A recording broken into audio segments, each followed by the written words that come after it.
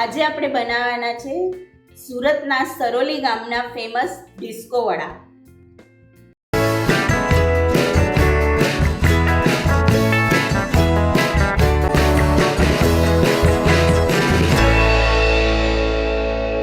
એના માટે આપણને જોઈશે લીલું લસણ અને લીલા કાંદા. અહીંયા મેં 15 નંગ લીલા કાંદા લીધા હતા અને 10 નંગ લીલું લસણ લીધું હતું. એને પાન સાથે આપણે બારીક કાપી લીધું છે. હવે એમાં આપણે 1 મોટી ચમચી આદુ મરચાંની પેસ્ટ એડ કરીએ છીએ. 5 કપ કોથમીર એડ કરીએ છીએ. સ્વાદ પ્રમાણે મીઠું લઈએ છીએ.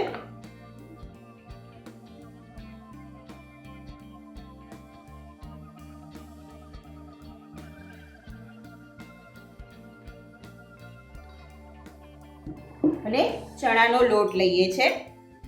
અત્યારે આપણે અડધો બાઉલ ચણાનો લોટ લઈએ છીએ અહીંયા. પછી જરૂર લાગશે એમ આપણે નાખતા જશું. પહેલાં એને મિક્સ કરી લેવાનું છે સરખું.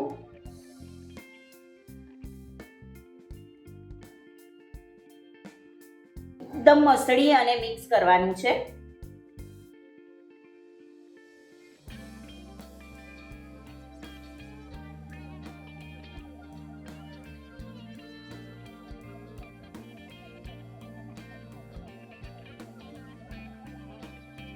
હજી હું અહીંયા 2 મોટી ચમચી જેટલો ચણાનો લોટ લઉં છું.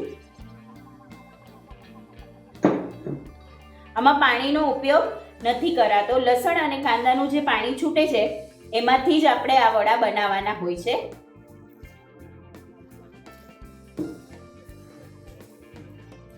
ઓરિજિનલી આમાં રાજગરાની કણીનો ઉપયોગ થતો હોય છે. અત્યારે આપણે રાજગરાની કણીનો ઉપયોગ નથી કરતા કારણ કે તે બધી જગ્યાએ અવેલેબલ નથી હોતી.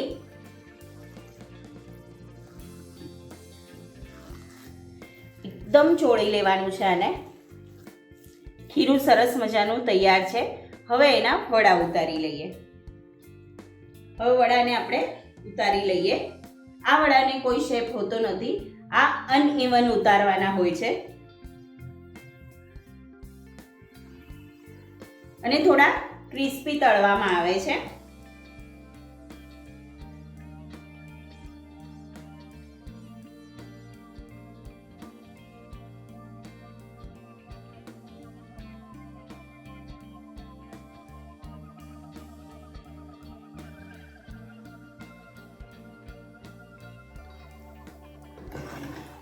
આ વડાને એકદમ ક્રિસ્પી તળવાના હોય છે. હું ઘડી ઘડી આ વાત રિપીટ કરું છું.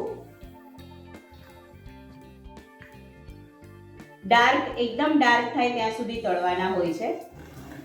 વચ્ચે વચ્ચે હલાવતા રહેવાનું છે એટલે બંને સાઈડ સરસ તળાઈ જાય વડા. વડા સરસ તળાઈ ગયા છે. હવે એને બહાર કાઢી લઈએ.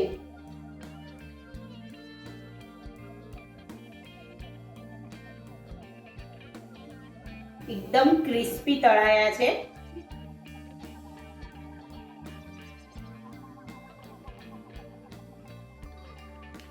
સુરતના સરોલી ગામના ફેમસ ડિસ્કો વડા તૈયાર છે. આવી જ સરસ નવી રેસીપી જોવા માટે મારી ચેનલને લાઈક કરો, શેર કરો અને સબસ્ક્રાઇબ કરો. મળીએ નવી રેસીપી સાથે. ત્યાં સુધી સ્વસ્થ રહો, મસ્ત રહો અને ખાતા રહો. લાઈક કરો, શેર કરો, સબસ્ક્રાઇબ કરો.